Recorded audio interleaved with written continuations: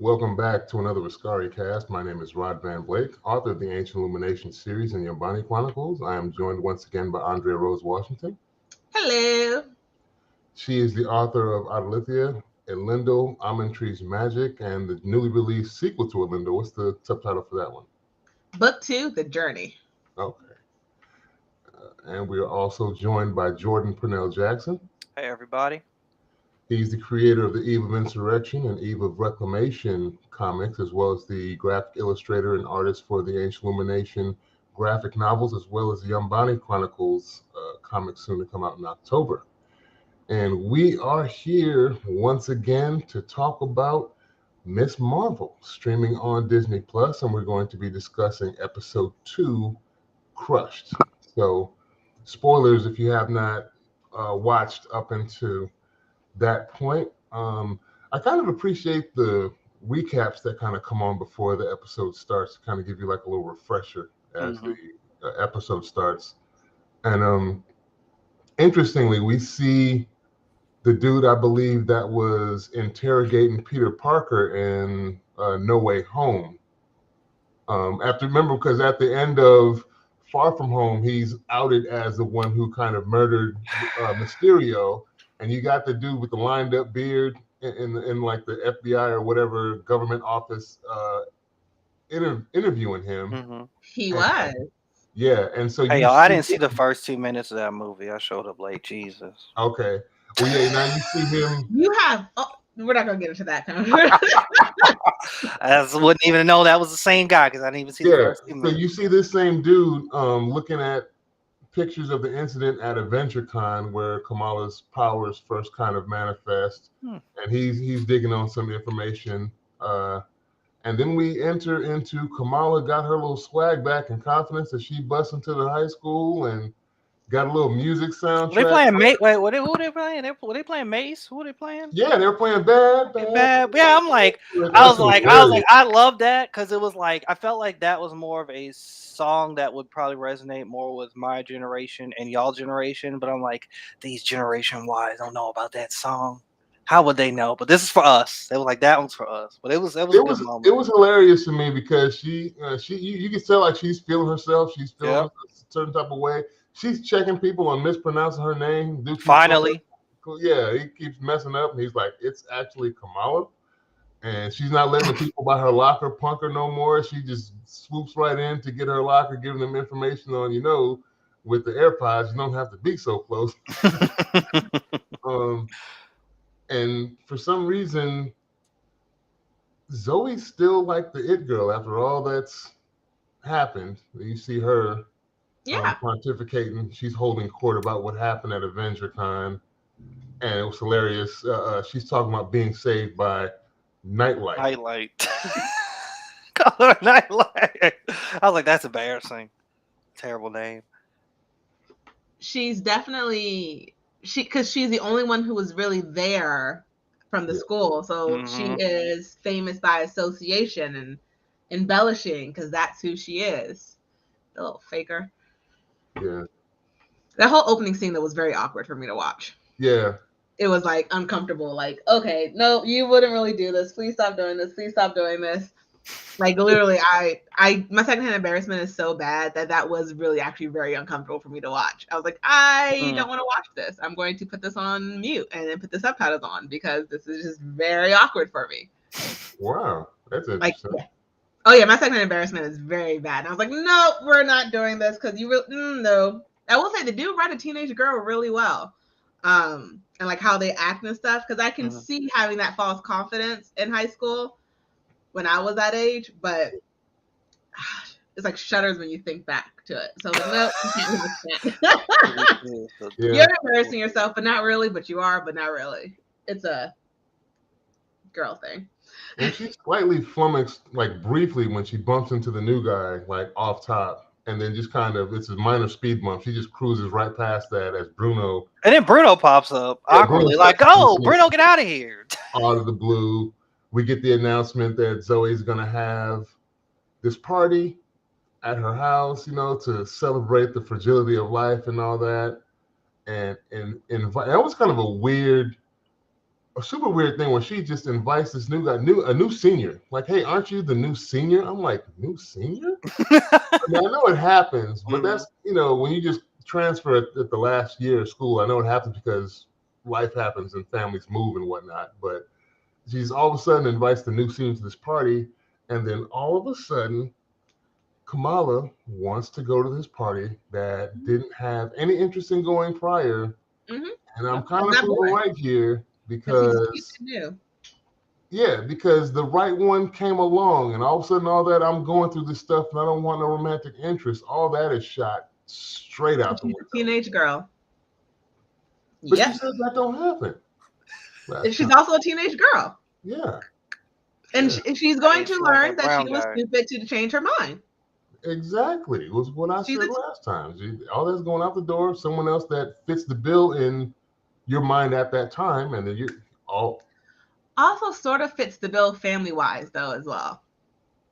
Aesthetically, he does fit the bill family-wise. He does. That would be he would be an easier sell than Bruno. Even though her family likes Bruno, it would be an easier sell for the senior because I could see that. He's from. It's like, he's from the culture. Yeah, they also watch the same Bollywood movie. Without my family, we can get to that later. Yeah. The Bollywood stuff. The Bollywood stuff. Because the next scene where we get kind of an insight into mosque politics, kind of influencing, and then she influences her friend Nadia to run for a board position after. I love her.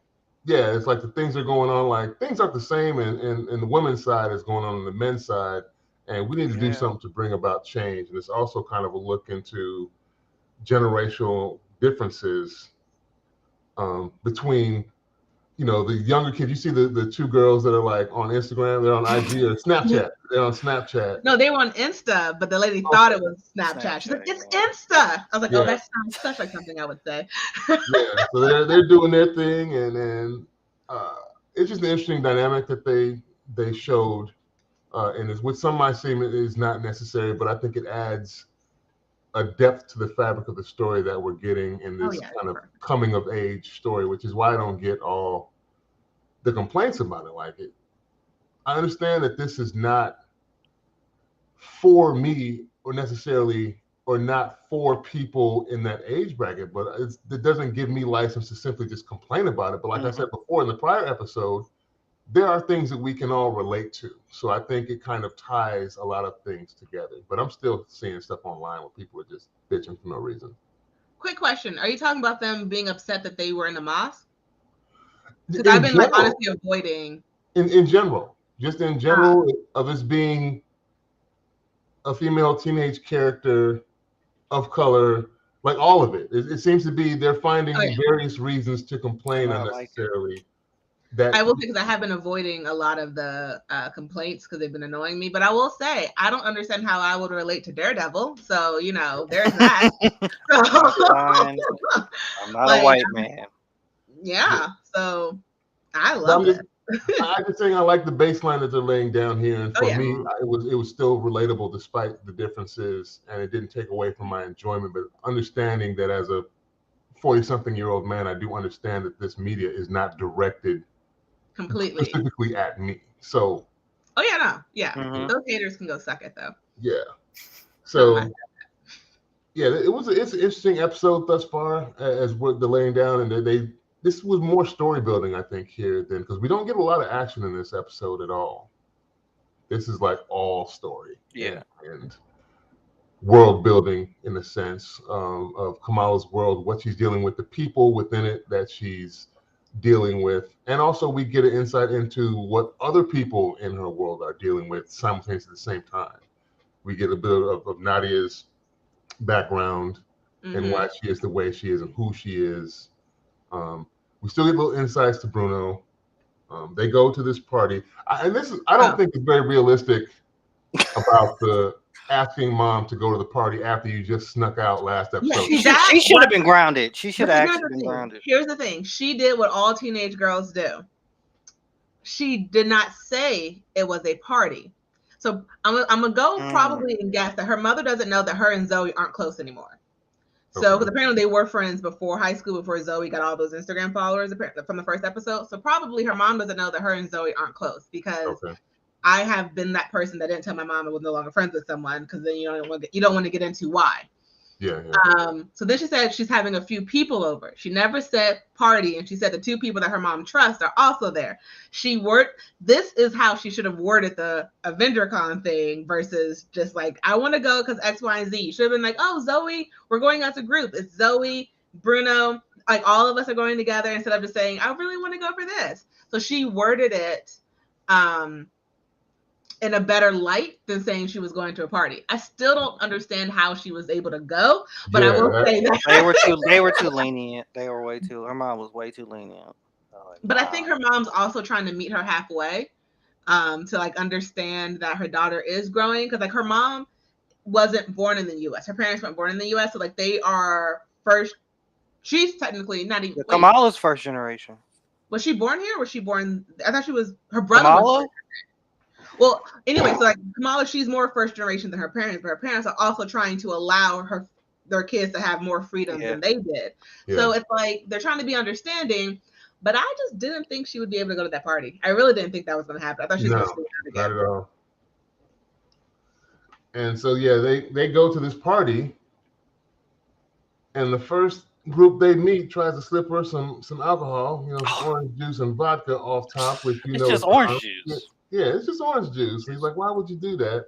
Messed up. And then you get my boy Kamran jumping off the roof into the pool, and my girl Kamala is instantly ready to risk it all. Like her and Nadia, like this guy, at the same time when he does a little slow motion climb out the pool with his water glistening all over his body.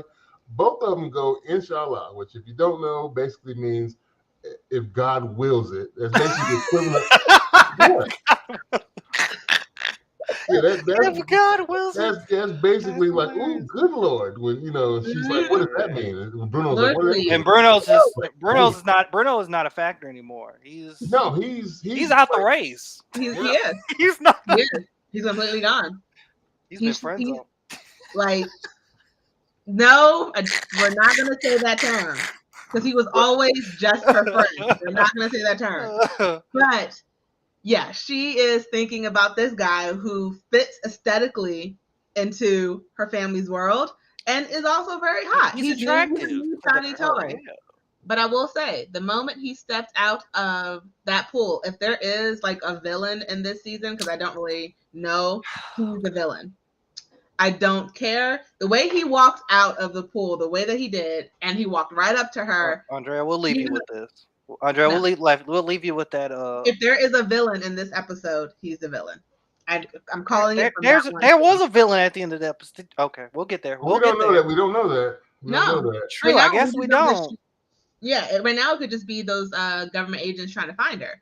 Yeah, but he stepped out the pool. We have this thing, and predictably, like right after that moment, the cops show up to break up this party. Mm-hmm. They split. Homeboy suddenly has this nice ass like Lamborghini or Porsche, whatever, that is his uncle's car. And my boy Bruno is the third wheel in a car full of people. Because even if the other people in the back of the car with him don't even count, and you can just see Kamala and Kamran vibing over there, like you were saying, their common interests in Bollywood movies and whatnot. And so he tries to, it's hilariously, he tries to try to like infuse himself into that by saying I'm into that too. And then I watched that movie. He can barely, dribble off a couple names. Kamran drops them off, gets everybody's name right, but Bruno, #Rip Brian. He calls my boy Brian all the time. He's like, he knows it's not my name. That shit was hilarious. This is why he's a villain. Yeah. And as expected, like I said last episode, Kamala goes home and she's in full puppy love mode, complete with "Be My Baby Now" song montage. Yep. As her mom says something to her, how was it? And she's like, magical, and the song continues. color, even the color palette changes. She's still dancing and It was a miming. very Disney moment. Yeah, Disney. You like know, that was a very teenage girl moment because I've done that exact thing before. You played And I that know song how- exactly, too. Like not to that exact song, but like Yeah. I have after an awesome date or hanging out with the guy Everybody that I knows. like when I was a teen, literally felt like I was floating the rest of the way. And like, yes, that is a thing that teenage girls do. So that was not really fully a Teenage Disney boys, thing. That was truly a teenage girl has a crush. It's just like, he's just so cute. And he asked for my number. Like she's it may not be the same song, but I think that's a teenage person's thing because guys go through it too. Just oh really? yeah, it's yeah. It's a different song. That's all. Yeah, different. Exactly, it's a totally different song. And so we see her like daydreaming the next day in school still, and her powers are like weirdly manifesting on her nose and hands. Nadia thinks she's got that time of the month going, and it's not it at all when she rushes to the bathroom after history class. Side note, I do have to say, I loved the little mention. I love like the cultural references that they're throwing into the show. That's really accurate because this may be TMI for guys, but when she was like, I do offering her the tampons, like I do have a pad as well because I know how your mom feels about those, and that's a real thing in the community, and like even in the Black community where it's like frowned upon for girls to use a tampon instead of a pad. And so I was like, I really love that they threw that in there because it showed like, oh, see, yeah, everyone went through that. It was a very awkward. It could be awkward for guys, but when you grow up with sisters and a mother, who's I'm used to this. You'd be surprised who got some guys will find that awkward. Not you guys, yeah. and I'm proud of you. But it was a nice little cultural ad in there. And when I rewatched that scene just for that, because I was like, oh, I have friends who went through that, so that was nice to see. Yeah. Then we go. I think we slide to Bruno going to see the Mr. Wilson, the guidance counselor, and we could tell right now that Dollar Store Tony Stark is jealous and doesn't even want to go to his little internship or whatever at Cal State Berkeley or wherever it is, Caltech, because he can see the writing on the wall that if he leaves, like this other guy is going to swoon in and be closer to Kamala than he can get. So now he doesn't even want to leave the state. Like, yeah, but that's in California. And he's goofy. Yeah, he's hilarious. The adult in me was like, boy, if you don't take this completely free ride to Caltech that can start your entire future, you could literally be the next Tony Stark in this universe and leave this little girl. But the teen in me was like, I can't go to another school because he goes there. So Poor I was like, I can understand the teen panic of like, this is more important than school. And the adult is me like, no, it's not, little boy. If you do not mess up your future for a little girl, no matter how pretty and awesome she is. You do not mess up your future for some other little person. Secure your future. Secure it. Get this Caltech scholarship. And my boy can't even give her the good news because she's so focused on Kamran when he comes out. And you're telling me he's not, they're just always been friends. But obviously on one side, the feeling is not mutual for just friends. So yes, he is indeed friend zoned. No, he is a friend. Because friend zone means no, that's no. You can't define what friend zone means. What it is. He's friend zoned. Because to women, it's not fair. Family activities. She's still doing. She's like, oh, I can't talk to you about this, but guess what? We got this fun family activity that we know you'd love to come and do. So she's not allowed to invite him to that because he has a crush on her and she's not aware? It's not that. It's taking advantage of how they're dollering my boy up. They're dressing him up in the little Pakistani Then he shouldn't go. Then he shouldn't go. That's not on her.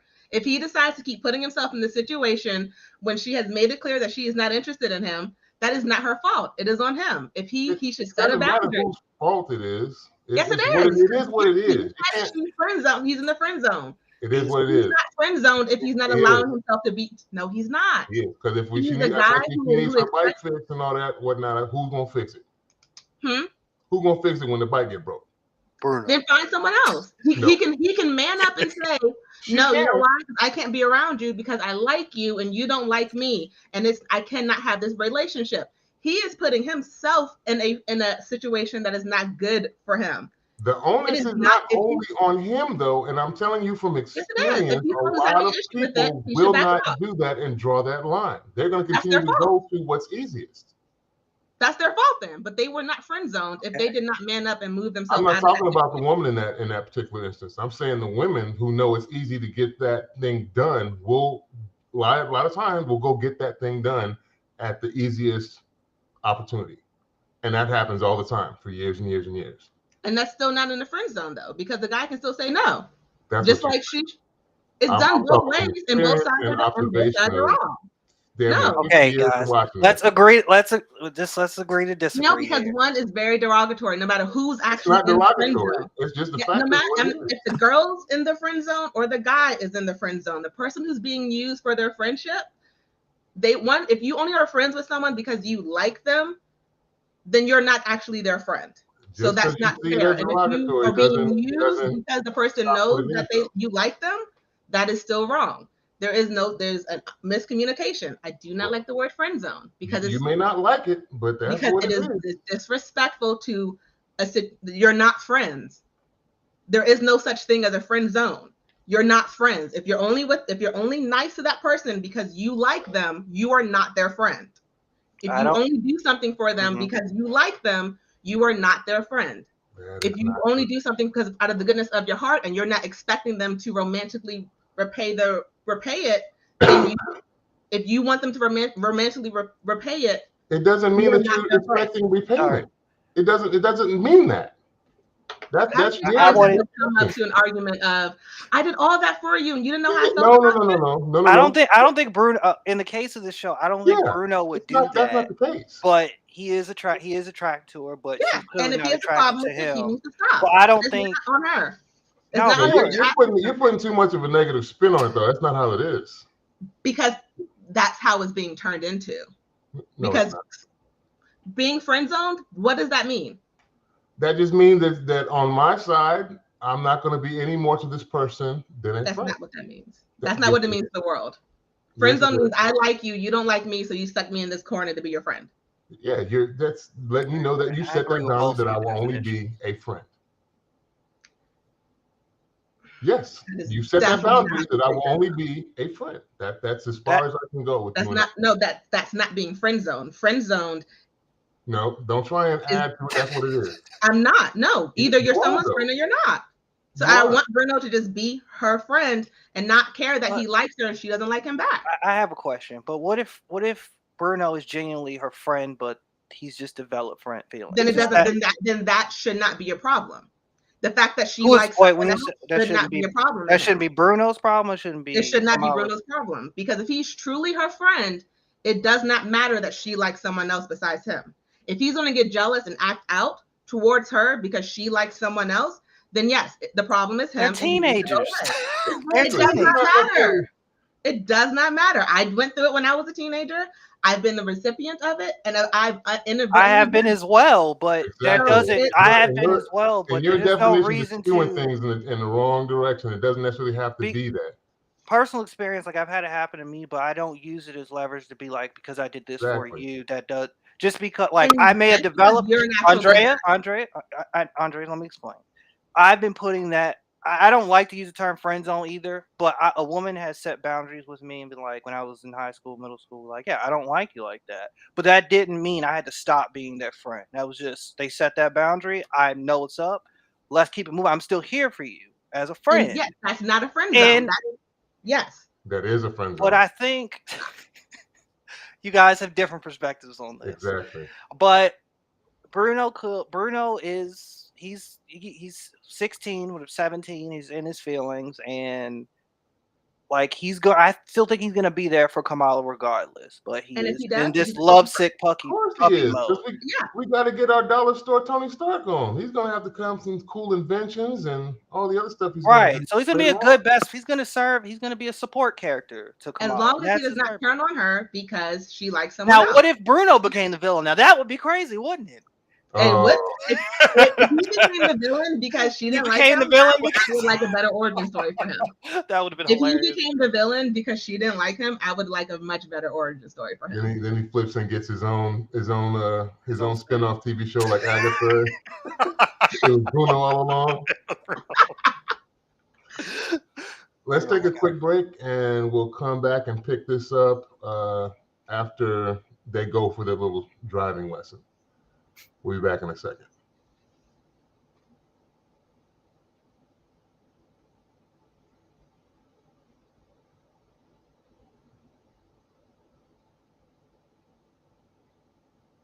And welcome back to the second half of the Askari Cast. My name is Rod Van Blake, and I'm joined once again by Jordan Purnell Jackson. Hey, everybody. And Andrea Rose Washington. What up? We are continuing our talk about Miss Marvel, episode 2, Crushed, and where we left off was where Bruno basically was apprised that he got accepted in some program at Caltech. Couldn't tell Kamala the good news because she was focused on Kamran, and they're about to go on this driving lesson, which they do, and she seemed to be enjoying herself. You know, I was afraid she was going to tear up my man's car like she did Mom's car. Go ahead. That's how I know he's the villain, because why are you letting some random girl drive your car? Because I like her. What you mean? No. That's not even his car. It don't matter. It is his uncle's car. Goofy teenagers. At it again, Andrea. Her friend told him she wrecked her mom's car, dented her mom's car. Yeah. This girl can't drive. That's how I know he's the villain. He's trying to get in with her. I was like, you really gonna let this girl drive your car? Now, I was stupid in high school, but I wasn't that stupid. You don't let someone drive your parent or your uncle's car. Yeah, we have a pretty funny scene, though, where they end up at some little restaurant, and she knows she's about to get spotted by her brother. And she starts hiding under the menu. And he makes it kind of awkward, but she kind of tries to smooth it over by saying, "Oh, it's my cousin." And Amir's like, yours and my cousin? Who cousin? Yeah. And then my boy Kamran corroborates the story and throws out, I think, what we're trying to, like, they're trying to make us think this is just a common name in the region from where they're from in Pakistan, I guess. So, but I think it's foreshadowing that Kamran is her cousin. So he's joking, and she says it to try and smooth the situation over with the brother, like, so they're not doing nothing haram because I'm with a family member. This is my cousin. And he's like, yeah, I'm cousin Kamran. Joseph's boy. And he thinks about it. He's like, oh, I remember you. That. I could definitely see that because we don't. Yeah. And then we see for the first time that Amir, Aisha, they got him a little sister. With a black woman, which was a shock. I was a complete shock. I was like, oh, what? So I'm like, Muslim black I will have to say, I had complete flashbacks to her hiding from her brother. Yeah. I've done that before. Well, like, oh no, my brother's here, turn away. Sorry, Jordan, I cut you off. No, it's okay. No, I was just saying, I was just happy to see a Muslim black woman just, out here. Yeah, I was surprised by that too. And I wasn't sure how they were going to play it because Jordan and I were kind of discussing earlier, like, we get no background for Aisha. She just kind of appears. She's talked about by the mom when they're preparing for the wedding. She just says, your brother and his fiance or whatever. We're not given a name at that point. We're not given any information. He just pops up with her. And she's like, okay, cousin Kamran, because cause I think that was her way of letting him know, like, I know what's going on here. Like, you ain't no cousin. And we say cousin all the time, your cousin. That's my cousin. Yeah, so that was kind of a funny moment with them talking with the brother and the brother's fiance. And then they flash to them having dinner at home. And Pops is, letting them know that everybody, I think Amira mentions that everybody has a partition story, which was some traumatic happening back in Pakistan and India and all the region after the British had left them. And you can tell right away, like, Mom's is not feeling any of these partition stories. She don't want to get into it. And so she gets up and leaves. I think she either gets up and leaves the table to go like the kitchen or something. Yeah. And Pops keeps, you can tell that Pops knows, obviously, she's not feeling it, but he just continues to tell the story, and everybody's kind of enthralled by him telling this history of, they're curious about what happened. And of course, Kamala is still in her mode of trying to get information about Nani and her great grandmother. I think we glossed over too that she spoke to. Wasn't it the night before that she spoke to Nani and asked I think about? Was that? night? It was that night after dinner. Okay, yeah. Oh, it She was like that. she's Yeah. that she gets that vision, right? Yeah. Yeah. That was the same night. Wasn't it after that conversation? It was It was during right after the conversation. She has the flashback and falls out at the table, and they wake up. The Yeah. mom is Oh dead. yeah, the holy water. Yeah, 'Cause they're after her like, all father's their heads are story. over her, and she's like, "Did you eat too much, or did you not eat enough?" She's like, it had to be one of the extremes. It couldn't be that you not feeling well. Yeah, she passed out after her vision that we see. I think it's the other Aisha, the lady who ended up in the end that we see. It's that she envisions this lady a couple of times in this episode, I believe. But yeah, mom's not trying to hear any of it. And yeah, that's right. That's the order. She calls Nani to ask about the bangle afterwards and gets informed that that's her great grandmother's bangle. But even Nani's not. She's like, I'm not going to give up no info. Your mother's going to be so upset if I tell you, and basically shuts her down. And you can see that she's like, oh, I thought this was the avenue into some info. And the next morning, they're getting ready to go somewhere, and the mom is doing Kamala's makeup, and they're talking about Bon Jovi, and we get this hilarious "Slippery When Wet" reference that the brother's like, no child wants to hear from the parent. Like, that's gross. And she's like, if not for Slippery and Wet, we wouldn't have met each other. And he's like, Kamala looks over the mirror looks back at Kamala like, ew, like, gross. Yeah. I don't hear that. Like, you guys are platonic roommates. Like, that's all I have to think of. Mom, how we don't want to hear. Mom and Dad, we don't want to platonic hear about that. Yeah. What do you guys think of all that? Oh, go ahead, Andre. No, go ahead. For like, we kind of glossed over it, but like, I really enjoyed the just the kind of the partition story, in that scene, and seeing how Kamala's mom reacted to kind of the dad telling story, just because it parallels like a lot of different experiences that we have as Black people, different people of color. Like, there are these dark sides, like dark parts of our history that like some of our parents actively choose to just not talk about and dismiss. And so it's very interesting to see how Kamala's like, which is very typical of like younger generations, where we're trying to actively either find the problem, like solve the problem, or find more information and get the truth, and try to, turn a new leaf and just, break some generational curses and stuff. So I thought that was just a very interesting parallel. And then also, it was a really funny scene when the dad was trying to get into the room, and she was on the phone with her grandmother, and she used her powers. And then when she released the door, he falls through. What the? He just kind of looks like confused, but like all these different moments are just like, it's very endearing and just relatable. I'm enjoying it. I definitely agree with you on that. I definitely felt there were parallels of talking about history and what was done, and how families have tried to, every family has, like for us, every family has like a segregation, civil rights story, because our parents, aunts, uncles grew up through that. So it's sort of like, I thought it was something similar. And then also it goes to with families having their family secrets, and it's like, like you can't keep doing that, because it needs to, like, the only way history doesn't repeat itself is if it's told, because if you don't know what happened, how are you going to avoid the same issues? Exactly. If you don't have the forum to talk about it. And so I've seen like, oh, we don't talk about that. Why can't I have the full history of our family? Just because it's a little painful doesn't mean I don't have a right to know, especially if I'm supposed to defend, or maybe people may attack, because we saw later that people were like all shaming. And like, if she doesn't know what's going on, how can she know what's true and what's not? And then also, to your point, Rod, about earlier when you said that how do you say his name? Kamran, how he could be their cousin.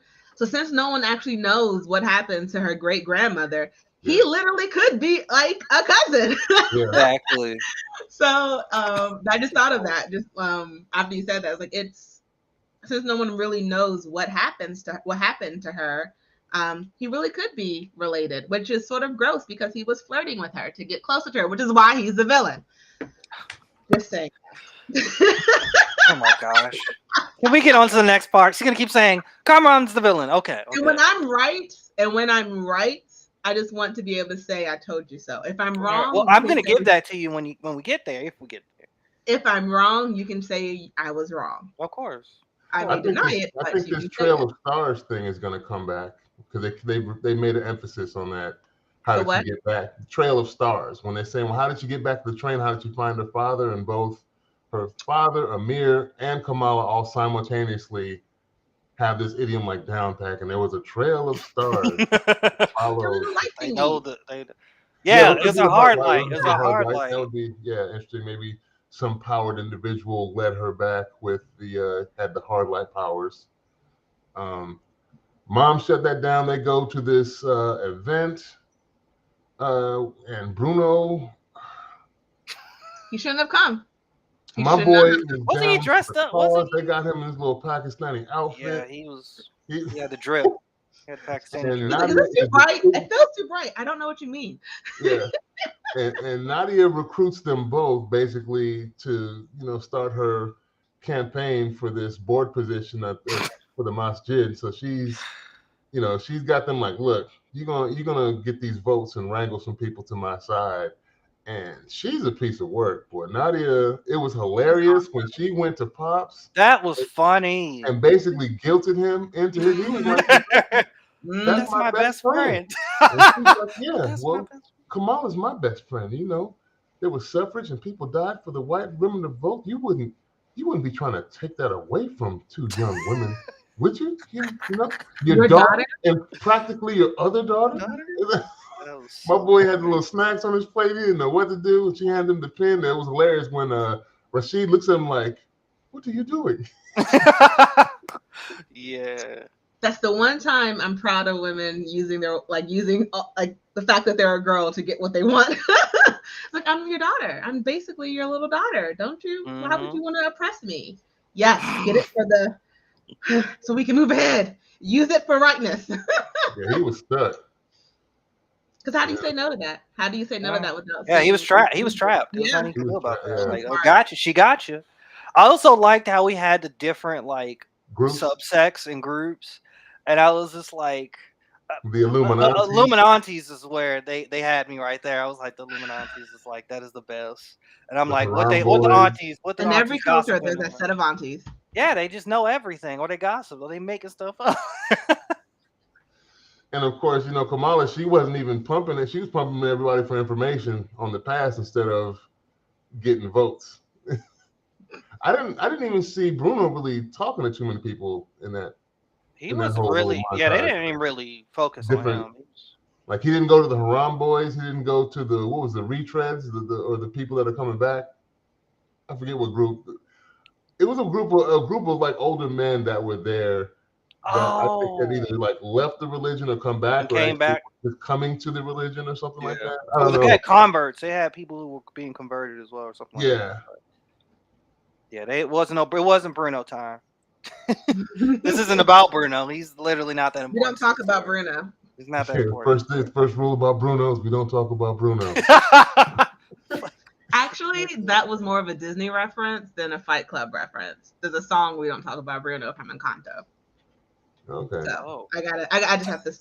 That was my reference. I have to say. I'm sorry. Which came first?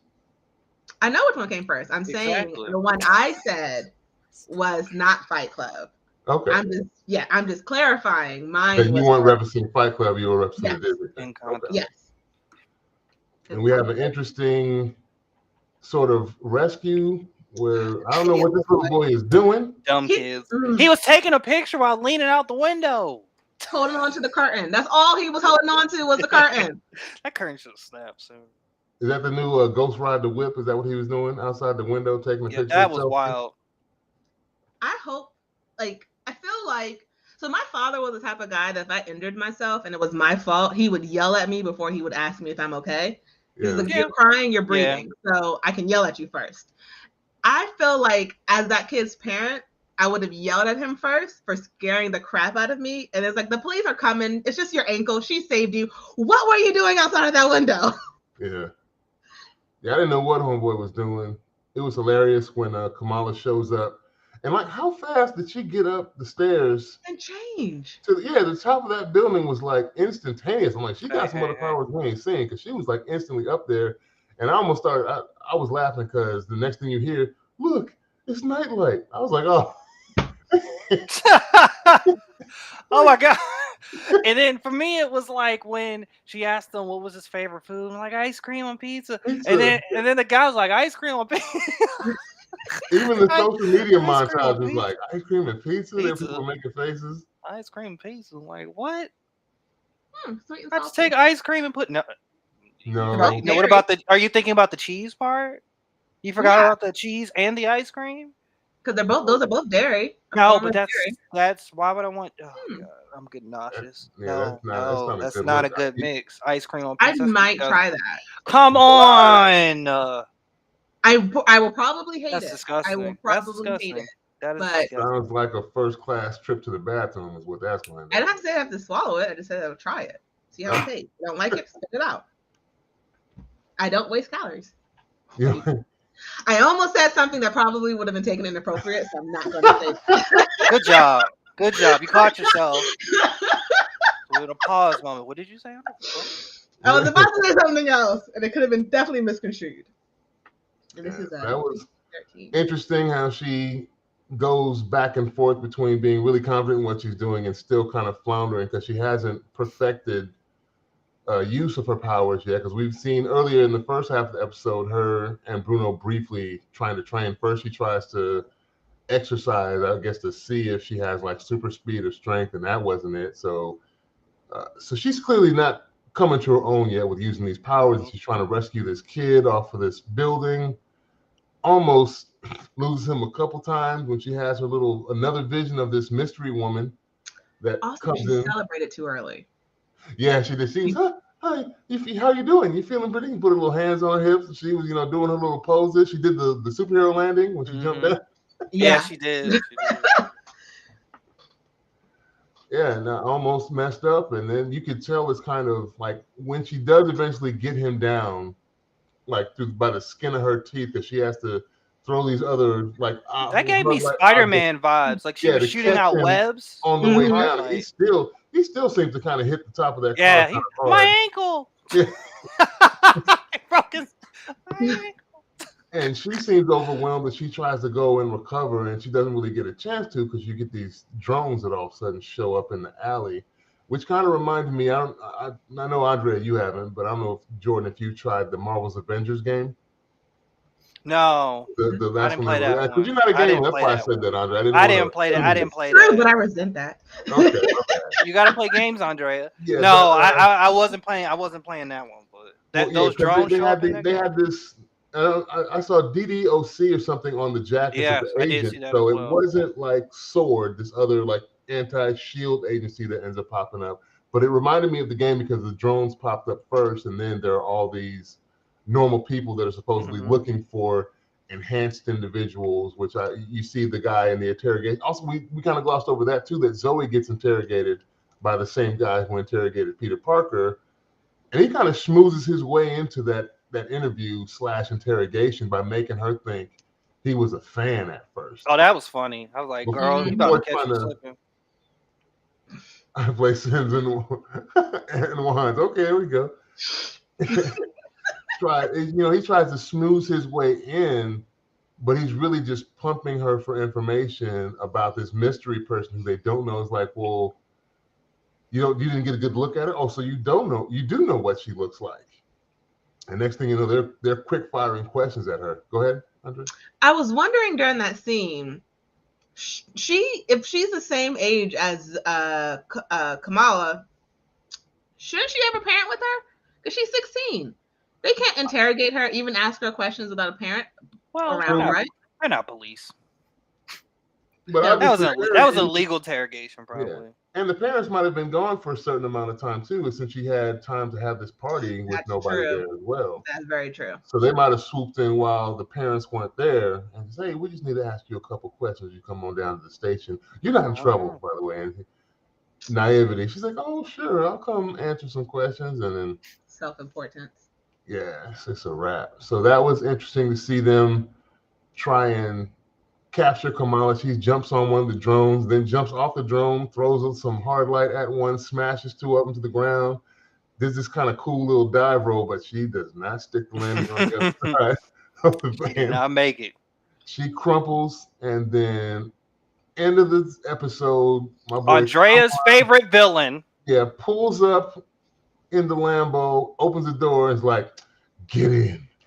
And she like the villain that he is. Yeah, she jumped in, and then you go, "I'd like to introduce you to my mother," and she's like, the same woman that's been in her visions repeatedly. "Oh, Kamala, I've been waiting so long to meet you." So we don't know what that's a setup for, but it was obviously a stinger at the end of the episode for us to speculate on. Go ahead. Oh no, that was just that. I didn't have anything to say. Oh, okay, I thought when you put your finger up, I thought that meant you had an idea to inject right there. So yeah, I think when he said, Andrea, do you or do you not? I didn't, and then I thought of it. Commit to it. Just say it. I didn't at first. I honestly didn't. And then I was like, well, that sort of vindicates that. Yes, that is whole villainish 101. Oh my God. Yeah. He's like, "Let me introduce you to my mom." And so that's what makes me think, is that the great grandmother? Because I mean, I know, I guess, Or does Black she know her great Brown, grandma? Does she and know her Brown great may not crack either, but that's I mean, if that's her bangle, if that may be her bangle, if that's the great grandmother, I don't know. I didn't peep that was like maybe the great grandmother. I thought it was like another descendant or possibly like someone similar. Yeah. They don't want to be like said. I'm not gonna say that. So, but if that's his mother and and she thinks that's her great grandmother, is that her great uncle? Maybe. And he's flirting with her to get closer. He's the villain. You gotta have them uncle, stay away from Uncle Bobby. You're like, why? Stay away from Uncle Bobby. Why is he still invited around? Stop inviting. We're not gonna get into the conversation. No. How did we get this dark? Stop. This is not what we were talking about. Wasn't ready for this. Jesus. But yeah, that's the obviously that, to me, at least from what I saw, that is the same woman she has the vision of before she passes out at the kitchen table, the dining room table. And that's the same woman she sees when she reaches her arm out to the kid who's standing on her hard light construct above the building before he falls down. And as she loses control, that's the same woman that she sees like reaching back to her. That's her in that same vision. So the dots are slowly being connected, that she's obviously significant, obviously has something to do with either this bangle or these strange powers. I don't know if they're going to make her an inhuman, that she's simply, Kamala is a descendant of, and where she gets the powers. Because remember, also in the training montage we saw, Bruno, he has some type of scanner on her. He's doing his dollar store Tony Stark thing. He's coming up with this tech, and he can tell that the power is emanating directly from Kamala and not the bangle itself. So perhaps the bangle is serving as some type of focal mechanism for the power that's in her. Thoughts? I'm doing research. He's a $5. He's 5 and below Tony Stark. God, y'all keep making fun of my man's like that. I'm giving him up. I'm giving him He's $4 better than dollar store. Okay, he's 5 and below. 5 and below Tony Stark. Because I gotta say, that tech in this episode was looking a little bit better than some of the tech from the previous one. So yeah, them gloves was kind of a little shaky. I don't see the gloves in operation, and I don't think Zuzu was working properly after episode 1. It was messing up, cutting everything off in the house. So, but that scan thing looked really high tech. So I'm giving him 5 and below Tony Stark. Okay, got it.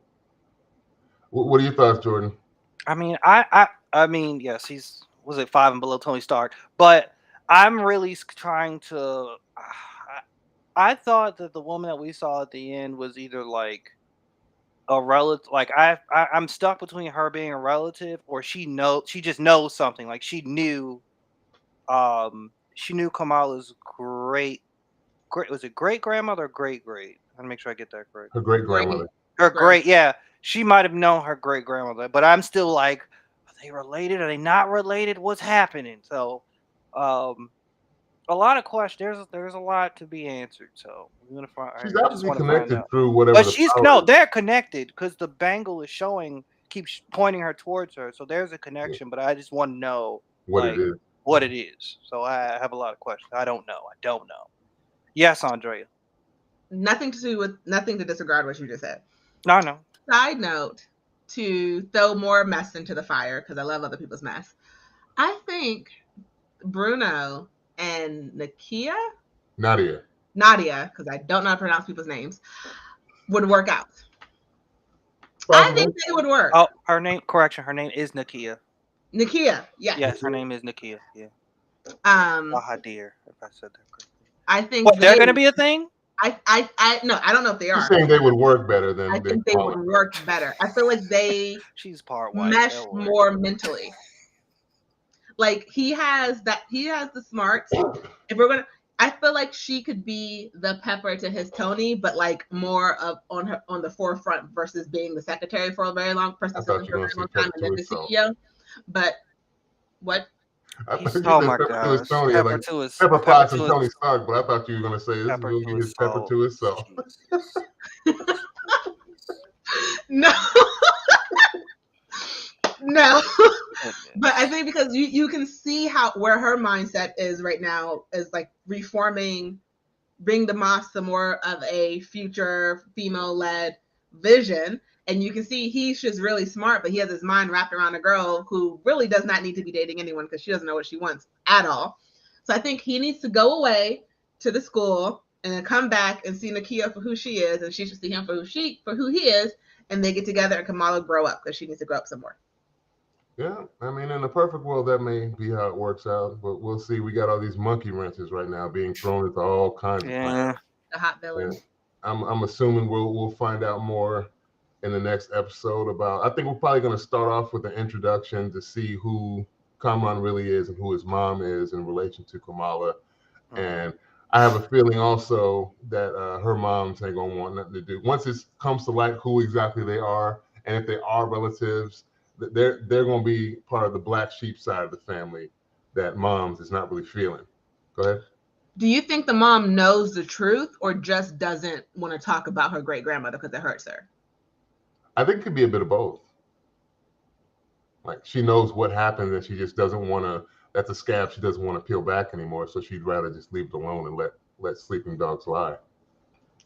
So she's just not willing to broach the subject at all, even though it may be important and integral for Kamal to know these things, like you said, for, how do we navigate these familial ties if you're not going to give me the tea on what's really going on, and I'm just out here, and now I may get blindsided by somebody outside the family who happens to know more than I do that you didn't prepare me for. So it could be a situation. And that's about to happen because she's about to run into someone who's going to tell her something that her mom should have told her. Now she's going to trust her more than her mom. Oh, they shouldn't have done that. Oh, they're putting the mother and daughter against each other. Oh, no. Hilarious. Well, it's every trope. Yeah. Every mother-daughter trope is always like that. Mom, why didn't you tell me? I was trying to protect you. Yeah, we'll see. Yeah, Disney has been known to be really formulaic with a lot of their IP. So we'll see if they continue that trend. Thank you guys again for coming out to talk with me about these things, and for the 3 or 4 of y'all that were on the live and jump back up to 4 people. I appreciate you taking the time to watch our live stream and hear us discuss these different shows. Don't forget to check out Trekkie and Beyond, a Star Trek podcast. Discover Discovery with us. That's right. They have their podcast with Andrea Rose Washington and Monica Pinkett. They go through the adventures of Michael Burnham and the Discovery crew. They're available on Anchor as well. We will be uploading the audio to Anchor, which will then distribute the Askari Cast to Google Podcast, iTunes, Radio Cast, and a bunch of other places where podcasts are available. So be sure to go over there and check us out. Subscribe to all the places that we're at. And we will talk to you all next week. Peace. Bye. Oh, before you go, good luck, Jordan, at HeroCon. You got a table? Yeah. What table are you at? Artist Alley 2156. All right. That's where I'll be at. If you're in Charlotte, North Carolina this weekend, go down to Heroes Con, check my boy Jordan out, get some art, some cool comics. For real this time, we will talk to you all next week.